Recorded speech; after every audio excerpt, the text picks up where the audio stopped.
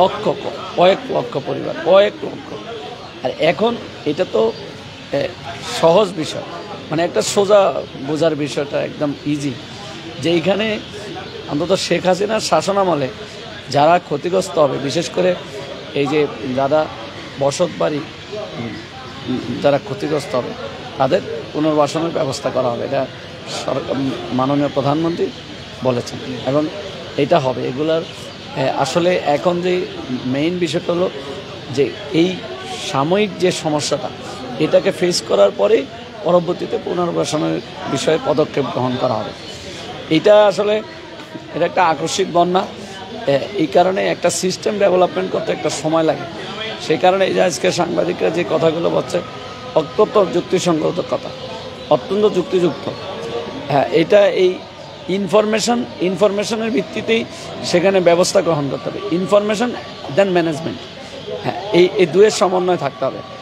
হ্যাঁ, সেই ক্ষেত্রে এখানে আপনারা যারা সাংবাদিক আছেন, আপনারা প্রশাসন থেকে শুরু করে রাজনৈতিক নেতৃবৃন্দ যারা, বিশেষ করে সরকার এবং তার পাশে আওয়ামী লীগই আছে একমাত্র জনগণের পাশে, সেই বিষয়গুলো যেখানে সমস্যা আছে সেই বিষয়গুলো আপনারা আমাদের নেতৃবৃন্দের মাধ্যমে বা প্রশাসনকে, যেহেতু আপনাদের সাথে প্রশাসনের যোগাযোগ হয়, প্রশাসনকে আপনারা জানাবেন, তাহলে সমন্বয়টা সম্ভব হবে এবং এটা ত্বরান্বিত হবে, এই সমস্যার সমাধানটা ত্বরান্বিত হবে। আর এটা 122 বছরের মধ্যে সবচেয়ে ভয়ঙ্কর বন্যা সিলেট এবং সুনামগঞ্জে। আমাদের প্রতিনিয়তই আমরা যোগাযোগ রাখছি, বিশেষ করে আমাদের মাননীয় প্রধানমন্ত্রী সার্বক্ষণিক পর্যবেক্ষণ করছেন। এই বন্যা যখন এই আকস্মিক বন্যা উদ্ভব ঘটে, তখন সাথে সাথেই মাননীয় প্রধানমন্ত্রী আর্মি, বিশেষ করে সেনাবাহিনী, বিজিবি এবং নৌবাহিনী উনি মোতায়েন করেন। এটা একটা খুব, আজকে আপনারাই বলেছেন, আপনাদের সাংবাদিকরাই বলেছে, এটা একটা প্রশংসনীয় উদ্যোগ এবং তড়িৎ সিদ্ধান্ত।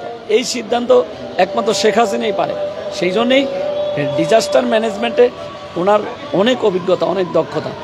88 বন্যায় তিনি তখন সরকার প্রধান ছিলেন, তিনি তখন বিরোধী দলের নেতা ছিলেন।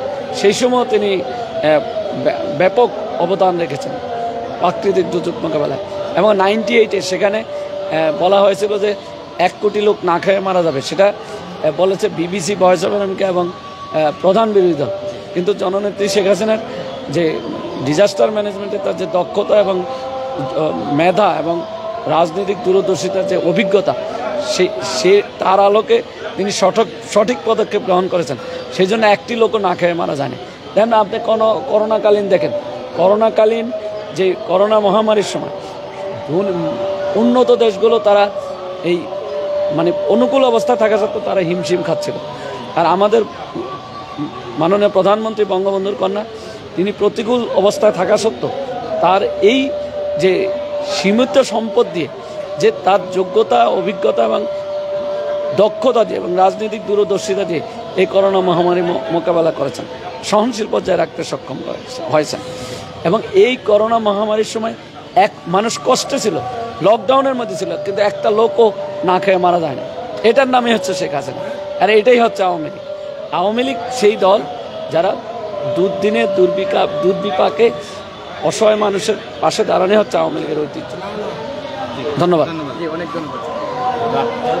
প্রিয় দর্শক, আমরা কথা বলছিলাম বাংলাদেশ আওয়ামী লীগের ত্রাণ বিষয়ক সম্পাদক সুজিত চন্দ্র রায়ের সঙ্গে আমরা কথা বলছিলাম। তিনি যেমনটা বলছিলেন যে বন্যা দুর্গত মানুষের জন্য পর্যাপ্ত পরিমাণ ত্রাণ সহায়তা রয়েছে এবং যেহেতু সিলেটের ভৌগোলিক অবস্থান আসাম এবং মেঘালয় রাজ্যের সাথে, সেহেতু সে বিষয়টিও ভাবতে হবে যেভাবে পরবর্তীতে যাতে বন্যায় কবলিত মানুষজন যাতে সিলেট অঞ্চলে বন্যায় এফেক্ট না পড়ে, এবং পর্যাপ্ত ত্রাণ সহায়তা এবং বন্যার পরবর্তী সময়ে যে পুনর্বাসনের যে প্রশ্নটা আসছে সেটিও আওয়ামী লীগ সরকার জোরালোভাবে দেখছিল।